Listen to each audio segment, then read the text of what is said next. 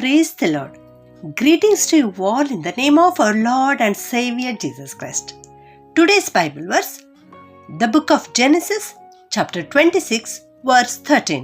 The Lord blessed him. He continued to prosper and became a very rich man. ಆದಿಕಾಂಡ 26ನೇ ಅಧ್ಯಾಯ 13ನೇ ವಚನ. ಯೆಹೋವನು ಅವನನ್ನು ಅಭಿವೃದ್ಧಿಪಡಿಸಿದನು. ಅವನ ಐಶ್ವರ್ಯವು ದಿನೇ ದಿನೇ ಹೆಚ್ಚಿದ್ದರಿಂದ ಬಹು ಧನವಂತನಾದನು. ಈ ವಾಕ್ಯದಲ್ಲಿ ನಾವು ನೋಡ್ತಾ ಇದ್ದೇವೆ, ಈ ಮಾತು ಯಾರ ಕುರಿತು ಬರೆಯಲ್ಪಟ್ಟಿದೆ ಅಂದರೆ ಇಸಾಕನ ಬಗ್ಗೆ.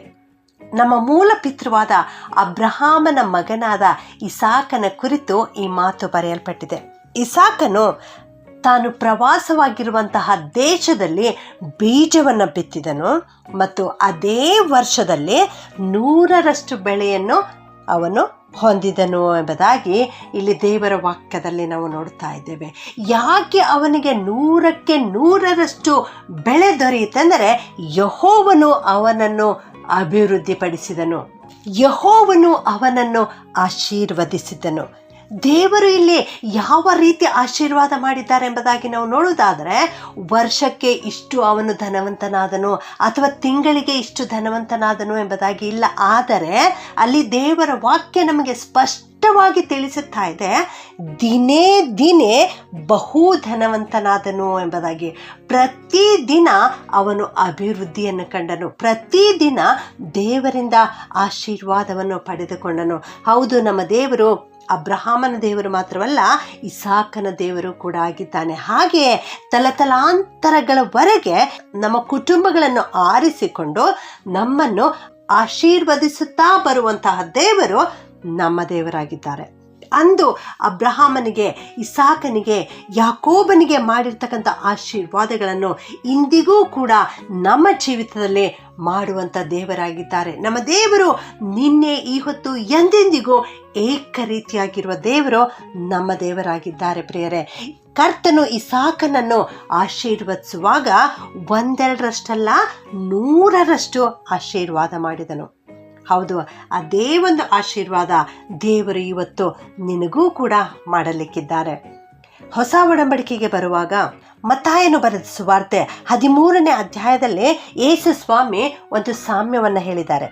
ಅದ್ಯಾವುದೆಂದರೆ, ಒಬ್ಬ ಮನುಷ್ಯನು ಬಿತ್ತುವುದಕ್ಕೆ ಹೊರಟಿದ್ದಾನೆ, ಬೀಜವನ್ನು ತೆಗೆದುಕೊಂಡು ಹೋಗುತ್ತಾ ಇದ್ದಾನೆ. ಹೋಗುವಾಗ ಕೆಲವೊಂದು ಬೀಜಗಳು ದಾರಿ ಮಗ್ಗಲಲ್ಲಿ ಬಿದ್ದವು ಮತ್ತು ಕೆಲವೊಂದು ಬೀಜಗಳು ಬಂಡೆ ನೆಲದಲ್ಲಿ ಬಿದ್ದವು, ಇನ್ನೂ ಕೆಲವು ಬೀಜಗಳು ಮುಳ್ಳು ಗಿಡಗಳಲ್ಲಿ ಬಿದ್ದವು, ಆದರೆ ಇನ್ನೂ ಕೆಲವು ಬೀಜಗಳು ಒಳ್ಳೆ ನೆಲದಲ್ಲಿ ಬಿದ್ದವು ಎಂಬುದಾಗಿ ಅಲ್ಲಿ ದೇವರ ವಾಕ್ಯ ನಮಗೆ ತಿಳಿಸುತ್ತಾ ಇದೆ. ಪ್ರಿಯರೇ, ಹೌದು, ಆ ಒಳ್ಳೆ ನೆಲವೇನೋ ಇದೆ, ಆದರೆ ಆ ಒಳ್ಳೆ ನೆಲದಲ್ಲಿಯೇ ಬಿದ್ದಂಥ ಬೀಜಗಳು ಕೆಲವು 100ರಷ್ಟು ಫಲವನ್ನು ಕೊಟ್ಟವು, ಕೆಲವು 60ರಷ್ಟು ಫಲವನ್ನು ಕೊಟ್ಟವು, ಕೆಲವು 30ರಷ್ಟು ಫಲವನ್ನು ಕೊಟ್ಟವು. ನೀನು ಈ ಹೊತ್ತು ಏನಾಗಿದೆಯಾ? ಯಾವ ನೆಲ ನೀನಾಗಿದೆಯಾ? ನಿನ್ನನ್ನು ನೀನು ಪರೀಕ್ಷೆ ಮಾಡಿಕೊ. ಒಂದು ವೇಳೆ ನೀನು ಒಳ್ಳೆ ನೆಲವಾಗಿರುವುದಾದರೆ, ದೇವರು ನಿನ್ನಲ್ಲಿ ಬೀಜ ಬಿತ್ತಿರುವುದಾದರೆ, ಆ ಬೀಜ ಯಾವ ರೀತಿ ಫಲಿಸುತ್ತಾ ಇದೆ? 100ಕ್ಕೆ 100ರಷ್ಟು ಫಲಿಸುತ್ತಾ ಇದೆಯಾ, ಅಥವಾ 60ರಷ್ಟು ಫಲಿಸುತ್ತಾ ಇದೆಯಾ, ಅಥವಾ 30ರಷ್ಟು ಫಲಿಸುತ್ತಾ ಇದೆಯಾ? ನಿನ್ನನ್ನು ನೀನು ಪರೀಕ್ಷೆ ಮಾಡಿಕೊ. ಈ 3 ಫಲಗಳು ಒಂದೇ ನೆಲದಲ್ಲಿ ಬಿದ್ದರೂ ಕೂಡ ಅವು ಬೇರೆ ಬೇರೆ ಫಲವನ್ನು ಫಲಿಸಿದವು ಎಂಬುದಾಗಿ ನಾವು ನೋಡುತ್ತಾ ಇದ್ದೇವೆ. ಪ್ರಿಯರೇ, 100ಕ್ಕೆ 100ರಷ್ಟು ಫಲ ನೀನು ಕೊಡುವಂಥವನಾಗಿರಬೇಕು. ಅದುವೇ ಸಂಪೂರ್ಣವಾದ ಫಲವಾಗಿದೆ, ಅದುವೇ ದೇವರು ನಮ್ಮಿಂದ ಅಪೇಕ್ಷಿಸುವಂತಹ ಫಲವಾಗಿದೆ. ಪ್ರಿಯರೇ, ನನ್ನ ಪ್ರಿಯ ದೇವ ಮಕ್ಕಳೇ, ನೀವು ಅಂದು ಇಸಾಕನಿಗೆ ಬಂದಂಥ ಆಶೀರ್ವಾದವನ್ನು ಸ್ವಾಧೀನಪಡಿಸಿಕೊಳ್ಳಲಿಕ್ಕೆ ಬಯಸುತ್ತಾ ಇರುವುದಾದರೆ, ಹಿಂದೆ ಇಸಾಕನ ಹಾಗೆ ಬೀಜವನ್ನು ಬಿತ್ತಿರಿ. ಯಾವ ರೀತಿಯಲ್ಲಿ? ನಂಬಿಕೆಯಿಂದ ಬೀಜವನ್ನು ಬಿತ್ತುವಂಥವರಾಗಿರ್ರಿ. ಆಗ 100ಕ್ಕೆ 100ರಷ್ಟು ಬೆಳೆಯನ್ನು ನೀವು ಕೊಯ್ಯಲಿಕ್ಕೆ ದೇವರು ಸಹಾಯ ಮಾಡುತ್ತಾರೆ. ಯಾವ ರೀತಿ ಬೀಜ ಬಿತ್ತಬೇಕು? ಹೊಲದಲ್ಲಿ ಹೋಗಿ ಬೀಜವನ್ನು ಬಿತ್ತಬೇಕಾ? ಇಲ್ಲ ನನ್ನ ಪ್ರಿಯ ದೇವಜನರೇ, ನೀನಿರುವ ಸ್ಥಳದಲ್ಲಿಯೇ ಪ್ರಾರ್ಥನೆ ಎಂಬ ಬೀಜವನ್ನು ಬಿತ್ತಿರಿ. ಅಳುತ್ತಾ ಬಿತ್ತುವವರು ಹಾಡುತ್ತಾ ಕೊಯ್ಯುವರು ಎಂಬುದಾಗಿ ಕೀರ್ತನೆ 126:5ನೇ ವಚನ ನಮಗೆ ತಿಳಿಸುತ್ತದೆ. ಈ ಲೋಕವೆಲ್ಲ ಬೆಳೆಯು ಬಹಳವಾಗಿದೆ, ಆತ್ಮಗಳು ಕೊಯ್ಲಿಗೆ ತಯಾರಾಗಿವೆ.